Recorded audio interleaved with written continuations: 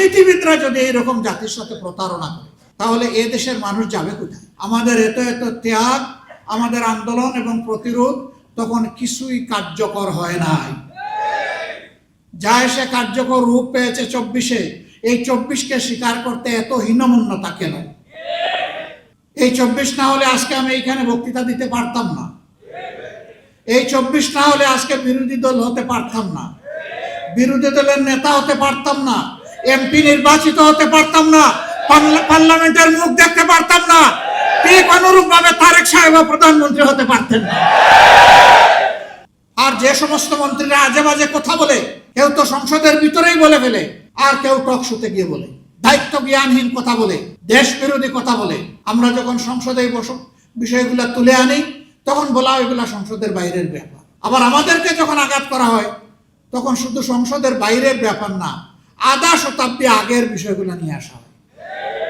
চিংড়ি মাছের জীবন, লাফ দিলে পিছনের দিকে যায়, সামনে রাস্তা খুঁজে পায় না। এই জাতি আগাবে কিভাবে?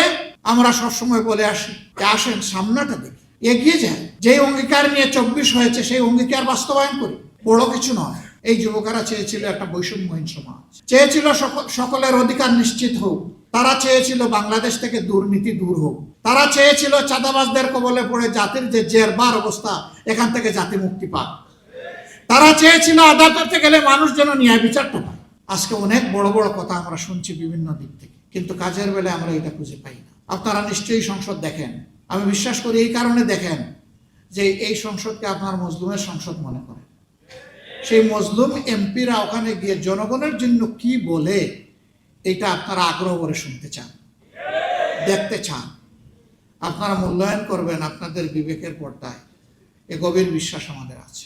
জুলাইয়ের সবচেয়ে বড় দাবি ছিল ফ্যাসিবাদ যাতে বাংলাদেশে আর ফিরে না আসে, এই জন্য সংস্কার সাধন করা, একটা নতুন বাংলাদেশ গড়ে তোলা, অতীতের পচা রাজনীতিকে বিদায় জানানো, নতুন রাজনীতিকে আলিঙ্গন করা, মানুষকে আশাবাদী করে তোলা।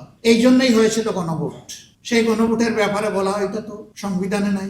বলা হয় এই 4 প্রশ্ন এত জটিল, আমি বুঝতে লাগে 4 ঘন্টা, জনগণ কিভাবে ভোট দিল।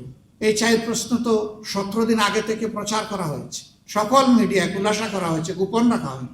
আপনারা বুঝাতে চান যে জ্ঞান বুদ্ধি শুধু আপনাদের আছে, এই দেশের 18 কোটি মানুষের নাই। তা তো মানুষকে আপনারা অপমান করছেন। আমি মূর্খ হতে পারি, কিন্তু আমার জাতি তো মূর্খ, আমি কথা বলতে পারি না। 4 প্রশ্ন জাতি যদি না বুঝে তো 31 প্রশ্ন বুঝে কিভাবে?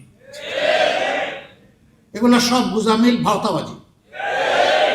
এবং ইতিমধ্যে একজন বলেছেন আমরা সব কিছু আগে মেনে নিয়েছি যাতে বুটটা হয়ে যায়, মানে বুট হয়ে পকেটে ঢুকে যায়। আরেকজন বলেছেন টুল মওকুফের কথা বলেছিলাম, আসলে বুট পাওয়ার ছিল। লা হাওলা ওয়ালা কুওয়াতা ইল্লা বিল্লাহ। রাজনীতিবিদরা যদি এইরকম জাতির সাথে প্রতারণা করে তাহলে এ দেশের মানুষ যাবে কোথায়? যারা দেশ চালাবে, দেশের জন্য আইন এবং নীতি তৈরি করবে, তাদের মিনিমাম একটা নৈতিক মানদণ্ড থাকা উচিত। ইলেকশনের আগে তারাও বললেন, আমরাও বললাম, সবাই গণভোটে হা বলল, জনগণ 70% মতো হা বলল। এখন তারা বলেন যে 51% মানুষ আমাদেরকে রায় দিয়ে পাঠিয়েছে, আমরা এটা মানবো না কারণ আমরা সংখ্যাগরিষ্ঠ।